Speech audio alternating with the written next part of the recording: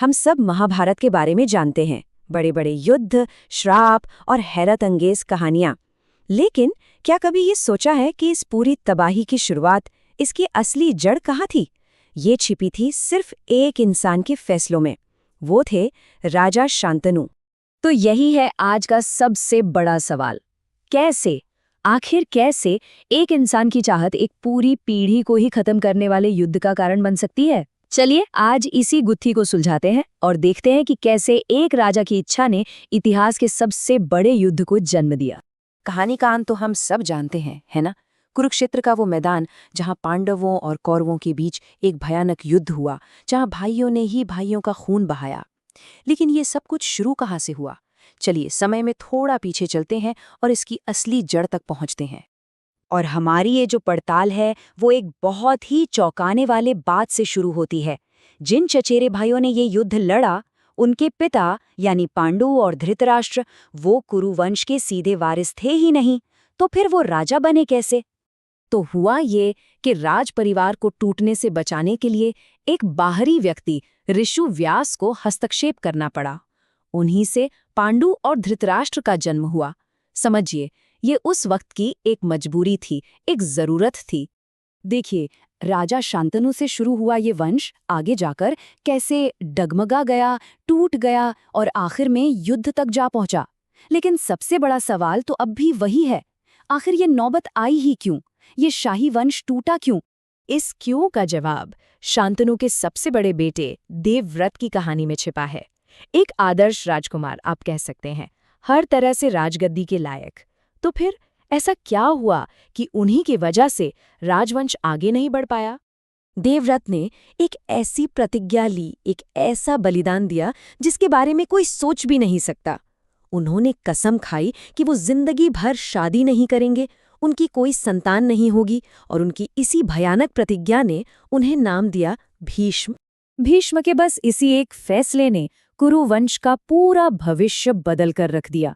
लेकिन सोचकर देखिए, इतने काबिल राजकुमार को अपनी जिंदगी का सबसे बड़ा हक छोड़ने पर आखिर किस चीज ने मजबूर किया होगा? वजह क्या थी? इसका जवाब एक और प्रेम कहानी में मिलता है। राजा शांतनु का दिल इस बार एक मछुआरे की बेटी सत्यवती पर आ गया था, और बस यहीं से असली कहानी की शुरुआत होती है। सत्यवती के पिता ने शादी के लिए एक शर्त रख दी, एक ऐसी शर्त जिसने शांतनु को एक दोराहे पर लाकर खड़ा कर दिया। शर्त ये थी कि सत्यवती से पैदा हुआ बेटा ही राजा बनेगा। इसका मतलब देवव्रत को अपने हक से पीछे हटना होगा। अब शांतनु के पास दो रास्ते थे, अपनी मोहब्बत या अपने बेटे का भविष्य। अपने पिता को इस तरह परेशान देखकर देवव्रत ने वो किया जो शायद ही कोई बेटा करता। उन्होंने न सिर्फ राजगद्दी पर अपना दावा छोड़ा, बल्कि हमेशा के लिए पिता बनने का सुख भी त्याग दिया। लेकिन किसी की इच्छा के लिए इतना बड़ा बलिदान, इसकी शुरुआत यहां से नहीं हुई थी।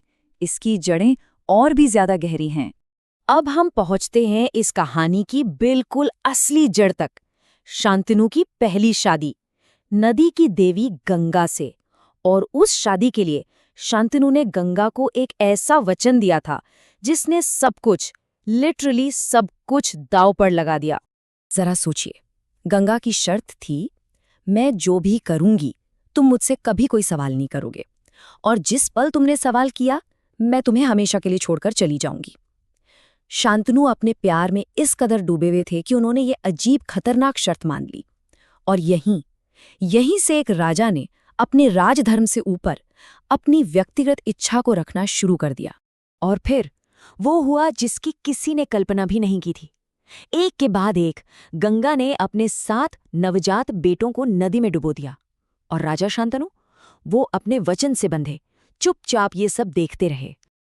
लेकिन जब गंगा अपने 8वें बेटे को डुबोने लगी, तब शांतनु की हिम्मत जवाब दे गई। उनसे और बर्दाश्त नहीं हुआ और उन्होंने अपना वचन तोड़ दिया।